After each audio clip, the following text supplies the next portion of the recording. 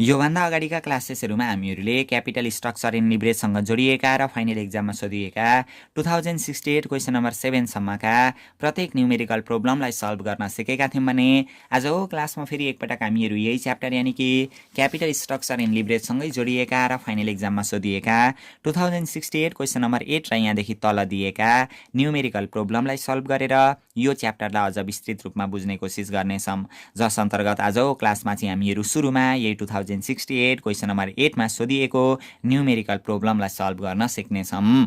क्वेसनले के भनेको छ म एकचोटि सर पढेर सुनाउँदैछु ल। A newly MBS graduate mister Bist from TU after getting the appointment as trainee in the finance department decided to gather some relevant information before advising to management on the matter भनेर क्वेसनले हामीलाई यहाँनिर भनिराखेको छ। यानि कि यो मिस्टर बिस्ट चाहिँ भर्खरै एमबीएस ग्रेजुएट भएको एउटा व्यक्ति रहेछ।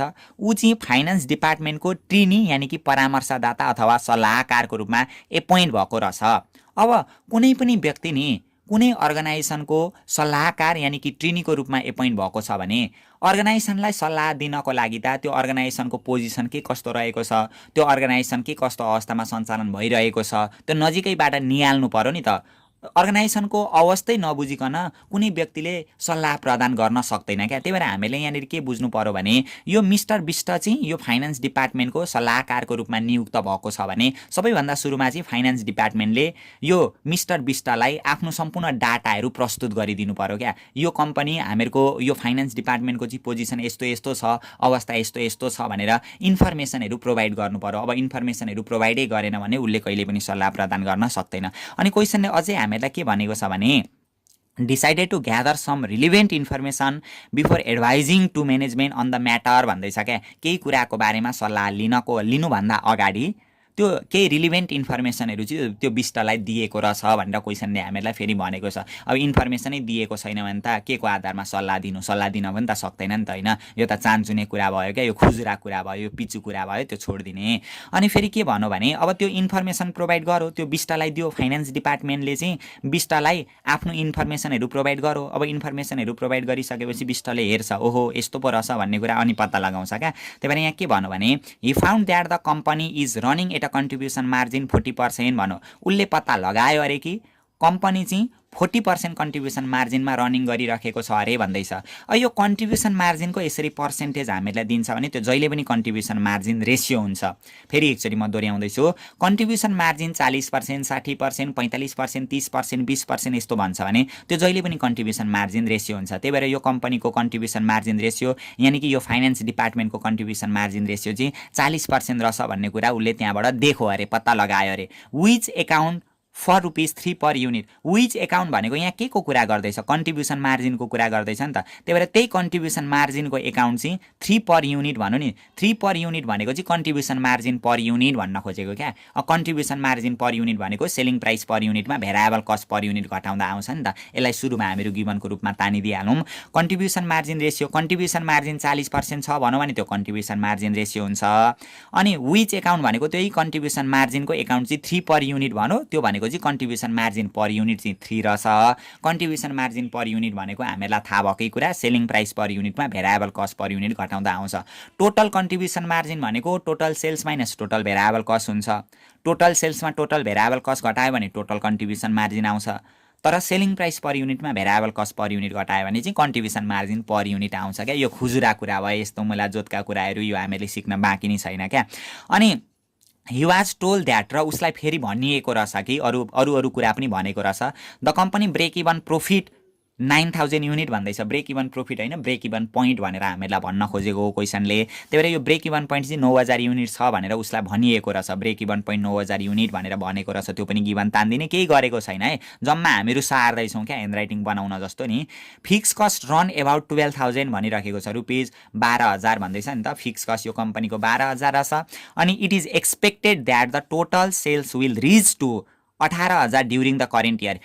इट इज एक्सपेक्टेड द्याट भनेको यो फाइनेन्स डिपार्टमेन्टको एउटा एक्सपेक्टेसन रहेछ कि सेल्स चाहिँ बढेर यो वर्ष चाहिँ 18,000 पुग्छ भन्ने कुराको। त्यही भएर यो एक्सपेक्टेड सेल्स कति लेखिदिने हामीले 18,000 भनेर लेखिदिने। अब यति डाटा त भयो। अब त्यो बिस्टरले सर्लक्क यो डाटालाई हेऱ्यो। यहाँ हेरिसके पछाडि अब ए नम्बरमा के भन्नु भने are the information given to him correct भन्दैछ। यो फाइनान्स डिपार्टमेन्टले जुन यो मिस्टर बिस्टलाई डाटा प्रोभाइड गरेको छ, डाटा दिएको छ, जुन त्यो इन्फर्मेसन दिएको छ त्यो आफैमा करेक्ट छ अरे भन्दैछ। हामीलाई क्वेसन सोध्दैछ। अब करेक्ट छ कि छैन हामीले चेक गर्नु पर्यो क्या। अब करेक्ट छ कि छैन हामीले चेक गर्नको लागि नि यो ब्रेक इभन पोइन्ट उसले निकालिदिएको छ। अब चेक गर्ने त विभिन्न तरिकाहरू हुन्छन्, तर अब यो क्वेसनमा चाहिँ हामीलाई ब्रेक इभन पोइन्ट अलरेडी निकालेर दिएको कारणले गर्दा यो ब्रेक इभन पोइन्ट यो हामीलाई त्यो फाइनान्स डिपार्टमेन्टले उपलब्ध गराएको ब्रेक इभन पोइन्ट ठिक छ कि छैन हामीहरू योबाट चेक गरिदिन्छौँ ल। अरूबाट अहिले हामीहरू तत्काल चेक गर्न सक्दैनौँ। त्यही भएर अब यहाँनिर हेरौँ त हो कि होइन। अब चेक गर्ने ब्रेक इभन पोइन्ट यो डाटा ठिक छ कि छैन अब चेक हामीहरू गर्दै जान्छौँ। अब ब्रेक इभन पोइन्ट निकाली हेरौँ त यो यति आउँछ कि आउँदैन। ब्रेक इभन पोइन्ट भनेको फिक्स कस्ट डिभाइडेड बाई के हुन्छ एसपिपियु माइनस के हुन्छ भिसिपियु भन्ने हुन्छ। ब्रेक इभन पोइन्ट कति दिएको छ हामीलाई यो फिक्स कस्ट कति दिएको छ हामीलाई यहाँनिर 12,000 भनेर दिएको छ। अनि एसपिपियु माइनस भिसिपियु भनेको यही सिएमपियु हुन्छ 3 दिएको रहेछ होइन। गर्दा 3 चौको 12 4000 युनिट हुने रहेछ। वास्तवमा ब्रेक इभन पोइन्ट त 4000 आउनुपर्ने, तर यहाँ कति निकालिराखेको छ 9,000 निकालिराखेको छ भने यो जुन इन्फर्मेसन दिएको छ यहाँ काहीँ न काहीँ त्रुटि भइराखेको छ। त्यही भएर यो जुन इन्फर्मेसन छ यो आफैमा करेक्ट छैन भनेर हामीहरूले भनिदिनु पर्ने हुन्छ। वास्तवमा ब्रेक इभन पोइन्ट त 4000 आउनुपर्ने थियो, तर त्यो कम्पनीले दिएको इन्फर्मेसन अनुसार त कति भइराखेको छ 9,000 भइराखेको छ। यो ब्रेक इभन पोइन्ट निकाल्ने सिलसिलामै काहीँ न काहीँ त्यहाँनिर त्रुटि भइराखेको छ। त्यही भएर यो डाटा गलत छ भनेर हामीहरूले भन्नुपर्ने हुन्छ। त्यही भएर the information given to him is not correct भनेर हामीहरू यहाँनिर लेखिदिन्छौँ। The information given to him is not correct because actual break even point is 4,000 unit but given हामीलाई दिएको चाहिँ कति छ त्यो बिस्टलाई दिएको but given break even point is कति दिएको थियो 9,000 युनिट भनेर हामीले यसरी गर्नुपर्ने हुन्छ। यो डाटामा काहीँ न काहीँ त्रुटि छ। त्यही त्रुटि भएको कारणले गर्दा वास्तविक रूपमा 4,000 आउनुपर्ने ठाउँमा त्यहाँ 9,000 निस्किराखेको छ भनेर हामीहरूले भनिदिनु पर्ने हुन्छ। यो के छ र हो कति साह्रो जोतको। अब क्वेसनले फेरि के भन्दैछ भने if the break even point as given is correct यो जुन माथि दिएको ब्रेक इभन पोइन्ट छ त्यो आफैमा यदि सही छ भने what is the correct amount of fix cost of the company भनेको छ क्या। यो ब्रेक इभन पोइन्टलाई हामीले यसलाई करेक्ट मान्ने हो भने नि जुन यो माथि दिएको छ नि हो त्यो ब्रेक इभन पोइन्ट चाहिँ वास्तवमै यदि 9,000 हुनुपर्ने हो भने अब फिक्स कस्ट चाहिँ कति हुनुपर्छ भन्दैछ क्या। What is the amount of fix cost भनेर हामीलाई यहाँनिर भनिराखेको छ क्या। What is the correct amount of fix cost. अब ब्रेक इभन पोइन्ट यो चाहिँ ठिक छ अनि यो फिक्स कस्टलाई चाहिँ हामीले गलत मान्ने हो भने यो फिक्स कस्ट चाहिँ सहीमा चाहिँ कति हुन्छ त्यो पत्ता लगाउनु भन्दैछ। अब हामीहरूलाई के थाहा छ भने यो जुन ब्रेक इभन पोइन्ट हो नि अलरेडी ब्रेक इभन पोइन्ट दियो भने ब्रेक इभन पोइन्ट भनेको fixed cost divide by SPPU minus के हुन्छ हामीहरूको भिसिपियु हुन्छ। यो ब्रेक इभन पोइन्ट आफैमा ठिक छ भने फिक्स कस्ट चाहिँ कति हुन्छ त्यो पत्ता लगाउनु भनौँ। फिक्स कस्ट एसपिपियु माइनस भिसिपियु भनेको त यही सिएमपियु हो नि त। कति छ 3 दिएको छ। त्यही भएर 9 त्यहाँ कति हजार आउँछ 9 त्यहाँ 27,000 आउँछ नि त। त्यही भएर 27,000 भनेको चाहिँ हामीहरूको के हुने रहेछ फिक्स कस्ट हुने रहेछ। त्यही भएर फिक्स कस्ट चाहिँ आपसमा correct amount of fix cost चाहिँ कति हुनुपर्ने रहेछ 27,000 हुनुपर्ने रहेछ। यदि यो 9,000 ब्रेक इभन पोइन्ट सही हो भने फिक्स कस्ट 12,000 होइन त्यसको ठाउँमा कति हुनुपर्दो रहेछ 27,000। 27,000 फिक्स कस्ट भयो भने मात्रै यति आउने रहेछ भनेर हामीहरूले भन्नुपर्ने हुन्छ। So the correct amount of fix cost is 27,000 भनेर हामीले लेखिदिने ल अन्तिममा। So the correct amount of fix cost is rupees कति लेखिदिने 27। यो के छ र क्या यो केटाकेटीले भाँडाकुटी खेले जस्तो क्या। यो त्यहाँभन्दा सजिलो छ क्वेसन यसरी लेखिदिने। अब फेरि सी नम्बरमा हामीलाई के भन्दैछ भनेदेखि 27,000 हामीले निकाल्यौँ। What is the selling price छ्या हो यो यस्तो यति साह्रो सजिलो यो लाजको मर्दो यो क्वेसन सोध्नेलाई पनि लाज नलागेको होइन के सोधेको यो सेलिङ प्राइस पत्ता लगाउनु भनेर हामीलाई भन्दैछ क्या। सी नम्बरमा selling price per unit SELLING selling price per unit निकाल्नु भन्दैछ। सेलिङ प्राइस पर युनिट भनेको एसपिपियु हुन्छ क्या, इजिकल टु वाट। अब यहाँ हेर्ने त जुन यो कन्ट्रिब्युसन मार्जिन रेसियो छ नि हामीहरूको, अब कति सजिलो छ। जुन यो कन्ट्रिब्युसन मार्जिन रेसियो हामीलाई कति दिएको छ 40%। अब हामीले के बुझ्नुपर्छ भने नि यो जुन कन्ट्रिब्युसन मार्जिन रेसियो भन्ने छ नि, हो यो कन्ट्रिब्युसन मार्जिन रेसियो भनेको कन्ट्रिब्युसन मार्जिन रेसियो भनेको चाहिँ नि जहिले पनि कन्ट्रिब्युसन मार्जिन पर युनिटका मुनि सेलिङ प्राइस पर युनिट भन्ने फर्मुला हुन्छ क्या। हामीले योभन्दा जस्ट अगाडि कुनै एउटा क्लासमा पनि यसको बारेमा डिस्कस गरेका थियौँ होइन। कन्ट्रिब्युसन मार्जिन रेसियो भनेको कन्ट्रिब्युसन मार्जिन पर युनिटका पनि सेलिङ प्राइस पर युनिट हुन्छ। जस्तै भेरिएबल कस्ट रेसियो भनौँ भने भेरिएबल कस्ट पर युनिटका पनि सेलिङ प्राइस पर युनिट हुन्छ क्या। सजिलो छ क्या फर्मुला नि, त्यस्तो गाह्रो खालको छैन। कन्ट्रिब्युसन मार्जिन पर युनिट भनौँ भने कन्ट्रिब्युसन मार्जिन पर युनिटका पनि selling price per unit. Variable cost per unit भनौँ भने भेरिएबल कस्ट रेसियो भनौँ भने भेरिएबल कस्ट पर युनिटका पनि सेलिङ प्राइस पर युनिट भन्ने हुन्छ क्या, यो पर युनिटबाट निकाल्दा। र कन्ट्रिब्युसन मार्जिन रेसियो भनेको टोटल कन्ट्रिब्युसन मार्जिनका पनि टोटल सेल्स भन्ने पनि हुन्छ क्या। टोटल भ्यालु राखेर पनि हामीहरू गर्न सक्छौँ, तर अहिले हामीलाई यो टोटल भ्यालु निकाल्नु भनेको छैन। यहाँ हेर्ने कन्ट्रिब्युसन मार्जिन रेसियो भनेको 40% 0.40।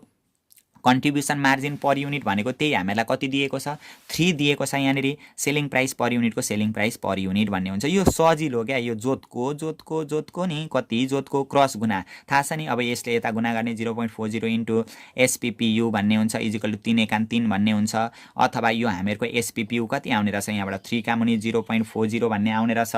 अब क्यालकुलेटर हुँदै हुन्छ साथमा, चक्क थिचिदिने अलिकति आइहाल्छ क्या। 3 का मुनि 0.40 गर्दाखेरि हामीहरूको आउने 7.5 चाहिँ यो सेलिङ प्राइस पर युनिट चाहिँ कति आउने रहेछ 7.50 भनेर यसरी यो पनि के भयो सक्यो।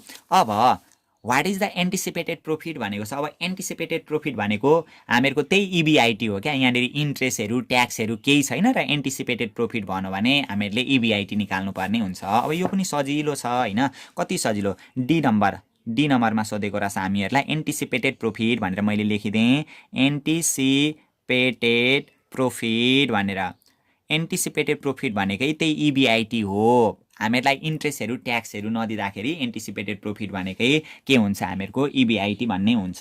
तर यो इन्ट्रेस्टहरू ट्याक्सहरू दिएको छ भने त्यो इन्ट्रेस्ट र ट्याक्स पनि घटाएर हामीले निकाल्नु पर्ने हुन्छ। त्यो कुरा हामीहरू फेरि पनि बुझ्दै जान्छौँ आउँछन् प्रब्लमहरू गर्दै जाँदा। अब यो इबिआइटी भनेको नि जहिले पनि sales minus variable cost minus fix cost, यही त हो हामीहरूको फर्मुलो भनेको होइन त भन्नु त, यहीबाट गर्ने त हो। अब सेल्सको भ्यालु हामीहरूलाई दिएकै छ, यहाँ हेर्नु न कति सजिलो क्या। माथि अघि नै हामीलाई क्वेसनले दिएको छ नि सेल्सको भ्यालु 18,000 कि कति भनेर दिएको थियो नि त यहाँनिर।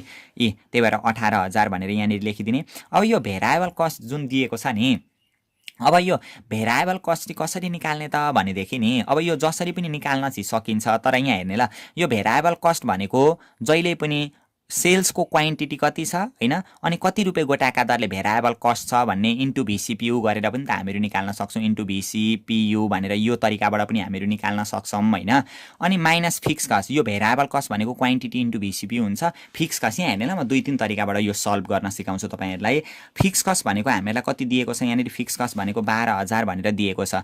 यो लफडा नगरिकन नि हामीले एउटा तरिका के सम्झिँदा हुन्छ भनेदेखि नि, जस्तै पहिले यही तरिकाबाट गरौँ न त ल। यो सेल्स भनेको हामीहरूको 18,000 भयो। अब क्वान्टिटी भनेको कति हो त, क्वान्टिटी भनेको चाहिँ नि जुन सेल्सको भ्यालु छ नि हो त्यो सेल्सको भ्यालुलाई सेलिङ प्राइस पर युनिटले भाग गऱ्यो भने क्वान्टिटी आउँछ क्या। सेलिङ प्राइस पर युनिट भनेको कति छ 7.50 भन्ने। अनि भेरिएबल कस्ट पर युनिट भनेको कति छ, भेरिएबल कस्ट पर युनिट भनेको चाहिँ नि जहिले पनि यो एसपिपियुमा सिएमपियु घटायो भने भेरिएबल कस्ट पर युनिट आउँछ। यहाँ ध्यान दिने ल, जस्तै के हुन्छ भने एसपिपियु अनि माइनस भिसिपियु हो, त्यो एसपिपियुमा भिसिपियु घटायो भने के आउँछ सिएमपियु भन्ने आउँछ। हो यो सिएमपियु हामीलाई अहिले कति दिएको छ 3 भनेर दिएको छ नि त। कन्ट्रिब्युसन मार्जिन पर युनिट कति दिएको छ यहाँनिर, कति दिएको छ यहाँनिर 3 दिएको छ नि त। अनि एसपिपियु 7.50 होइन। अब यो मानिलिउँ एक्स, यो 7.50 मा माइनस एक्स घटायो भने 3 आउँछ। यो माइनस उता जाँदा प्लस हुन्छ 7.50, यो प्लस 3 यता आउँदा माइनस 3 इजिकल टु के हुने रहेछ एक्स। दियो एक्सको भ्यालु कति आउने रहेछ 4.50। एक्स भनेको के हो भिसिपियु, त्यही भएर भिसिपियु भनेको कति रहेछ 4.50 भन्ने अर्को तरिका पनि छ ल, सजिलो तरिकाबाट पनि हामीहरू यहाँनिर गर्न सिकिहाल्छौँ। हो यसरी हामीले के निकाल्नु पर्ने हुन्छ, यो भेरिएबल कस्ट सेल्स हामीलाई 18,000 दिएकै छ, रुपिजमा दिएको छ नि त 18,000। सेल्सको हामीलाई के दिएको छ रुपिजमा दिएको छ 18,000 दिएको छ होइन। अनि यो जुन सेल्सको रुपिजमा दिन्छ नि अझै कन्फ्युज हुँदै हुनुहुन्छ भने नि जुन सेल्स भनेको हुन्छ नि, सेल्स भनेको क्वान्टिटी इन्टु एसपिपियु भन्ने हुन्छ। अनि यहाँ हेर्ने सेल्सको सेल्स भयो अनि डिभाइडेड बाई यो गुणा यता आउँदाखेरि एसपिपियु हो त्यो टोटल सेल्सलाई एसपिपियुले भाग गर्यो भने के आउँछ क्वान्टिटी आउँछ त्यही भएर क्वान्टिटी निकाल्न टोटल सेल्सलाई एसपिपियुले हामीले भाग गरेको मात्रै हो क्या गर्दाखेरि त्यो 18,000 डिभाइडेड बाई 7.5 गरिदिने 18,000 डिभाइड बाई 7.5 गर्दाखेरि 2400 आउँदो रहेछ होइन इन्टु 4.5 इन्टु 4.5 गरिदिने 10,800 आउने रहेछ यहाँ 18,000 भयो माइनस 10,800 भयो उतापट्टि कति दिएको छ 12,000 दिएको छ अर्को तरिका पनि छ है म भनिराखेको छु 18,000 यहाँनिर भयो होइन माइनस 10,800 भयो माइनस कति दिएको रहेछ 12,000 भनेर दिएको रहेछ गर्दा 4,800 माइनसमा आउने रहेछ क्या यो चाहिँ के आउने रहेछ हामीहरूको लस भनेर यसरी हामीले देखाउनु पर्ने हुन्छ यी 4,800 लस यो यस्ता अर्को तरिका जस्तै अझै सजिलो पनि छन् नि त तरिका हुन्छ क्या एन्टिसिपेटेड प्रफिट भनेको हामीहरूको इबिआइटी रहेछ अब यो इबिआइटी भनेको sales minus variable cost minus के हुन्छ फिक्स कस्ट भन्ने हुन्छ अनि सेल्स भनेको 18,000 छ अनि माइनस ल यो भेरिएबल कस्ट एकछिन थाहा छैन फिक्स कस्ट भनेको हामीहरूको कति हजार छ 12,000 अब भेरिएबल कस्ट भनेको चाहिँ नि जस्तै यहाँ हेर्नेलाई एउटा कुरा के थाहा पाउने भने नि जहिले पनि यहाँ हेर्ने यो कन्ट्रिब्युसन मार्जिन रेसियो भन्ने छ नि जम्मा 100% हुन्छ क्या यहाँ हेर्ने ल सेल्स भनेको जहिले पनि कति पर्सेन्ट हुन्छ सेल्स भनेको 100% हुन्छ अनि यसमा भेरिएबल कस्ट हो त्यो सेल्समा भेरिएबल कस्ट गर्दा हो त्यो कन्ट्रिब्युसन मार्जिन यसरी यो सेल्सको रेसियो जहिले 100% हुन्छ सेल्सको रेसियो 100% हुन्छ त्यसमा भेरिएबल कस्टको रेसियो गर्दाखेरि कन्ट्रिब्युसन मार्जिनको रेसियो आउँछ क्या 40% भनेदेखि अब यो कति रहेछ 100मा यो घट्दा यो आएको भन्नुको मतलब यो 100मा माइनस भेरिएबल कस्टको रेसियो घट्दा कति आएको 40 आएको प्लस 40 यता आउँदा minus 100 minus 40 is equal to variable कस्टको रेसियो कति रहेछ 60% भेरिएबल कस्टको रेसियो रहेछ त्यो भेरिएबल कस्ट चाहिँ 60% रहेछ भन्नुको मतलब नि जुन सेल्स छ त्यो सेल्सकै 60% चाहिँ भेरिएबल कस्ट भन्न खोजेको क्या त्यही भएर सेल्स भनेको हामीहरूको 18,000 को 0.60 60% गर्दाखेरि हामीहरूको कति आउँछ 10,800 आउँछ र लास्टमा फाइनल्ली हामीहरूको एन्सर कति आउँछ 4,800 माइनसमा भनेकै केमा हुँदो रहेछ लसमा हुँदो रहेछ ल जसरी पनि त गर्न सकिन्छ नि त होइन यसरी गरे पनि भयो क्वान्टिटी बेसमा यसरी गर्दाखेरि पनि हुन्छ त्यस्तो केही हामीहरूको असर पर्नेवाला छैन सजिलै छ हो यो त नि यसलाई गाह्रो चाहिँ मान्नु भएन ल यतिको त हामीहरूको लागि सजिलै हो नि त लेभल पनि हामीहरू कतिमा पुगिसक्यौँ हेरौँ त सेकेन्ड इयर भनेको यो सुन्दाखेरि मात्रै सामान्य सुनिन्छ क्या गन्दै 1 देखि 14 कक्षा पो हो त यो त चान्चुने होइन 14 त लगभग अब सकिनै आँटिसक्यो 15मा पुग्ने बेला भइसक्यो अनि हेर्नु त जिन्दगीको कति वर्ष गइसक्यो हामीहरूको यस्तै हिसाब गर्दै अनि यति मुला क्वेसन पनि के नबुझ्नु र होइन सजिलै छ सकिन्छ अब अर्को हेर्ने 2067 क्वेसन नम्बर 7 मा म गएँ ल 2067 क्वेसन नम्बर कतिमा 7 मा त्यसको गर्छौँ हामीहरू सोलुसन दिएको छ के तानिदिन्छौँ गिभन भनेर ल यसरी यो क्वेसन सबै कस्तो पाण्डुलिपि खालका पाडे खालका छन् क्या सबै सजिला छन् होइन यहाँ हेर्ने ल यो क्वेसन हामीले सायद अगाडि गरेकै जस्तो खालको दिएको छ your company is planning to market mineral water in बोतल इन काठमाडौँ भन्दैछ क्या यो काठमाडौँमा मिनरल वाटरको बोतलहरू चाहिँ यो बिक्री गर्ने प्लानिङ गरिराखेको रहेछ the marketing department has suggested that it can be sold at wholesale price 13.50 भनेको यतिमा बिक्री गर्नुपर्ने रहेछ क्या होलसेल प्राइस क्या त्यो मार्केटिङ डिपार्टमेन्टले चाहिँ होइन बजार व्यवस्थापकहरूले चाहिँ जम्मा 13 रुपियाँ 50 पैसामा बिक्री गर्नुपर्ने एउटा सजेसन दिएका रहेछन् यो चाहिँ सेलिङ प्राइस पर युनिट भनेर भयो क्या एसपिपियु भयो अनि it is estimated that the average fixed cost including 2 lakh depreciation will be 10 lakh भनेको छ and the variable cost per bottle 40% of the sales price ल यो क्वेसन चाहिँ नि हामीले यो क्वेसन मैले गर्न थालिनँ किन भन्नुहुन्छ भने यो क्वेसन त यहीँ गरेको your company is planning to market mineral water in Pokhara the marketing department has suggested that it could be sold यति भनिराखेको छ भेरिएबल कस्ट पर बोतल यहाँनिर चाहिँ भेरिएबल कस्ट सबै कुरा एउटै हो होइन यो क्वेसन सिधै एउटै हो हामीले अगाडि गरिसकेका छौँ सबै कुरा एउटै हो फिक्स कस्टहरू जे छ सबै त्यही हो भेरिएबल कस्ट पर बोतल भनेको 10 रुपियाँ दिएको थियो यहाँनिर चाहिँ के भन्दैछ भनेदेखि भेरिएबल कस्ट यहाँ चाहिँ के भन्नु भनेदेखि इट विल यति भनौँ भेरिएबल कस्ट पर बोतल with 40% of the sell price भन्यो यो जुन सेलिङ प्राइस छ यसको 40% चाहिँ भेरिएबल कस्ट निकालेर गरिदिने ल सबै एउटै हो जुन त्यो 13 रुपियाँ 50 पैसा छ त्यसको 40% चाहिँ के निकाल्दिने भेरिएबल कस्ट यानि कि 5 रुपियाँ 40 पैसा यसरी निकालेर गर्नु होला अरु सबै एउटै नै होला त्यस्तो गाह्रो यहाँनिर तपाईहरुलाई हुँदैन होला लगभग यो सकिहालिन्छ ल यो भइहाल्यो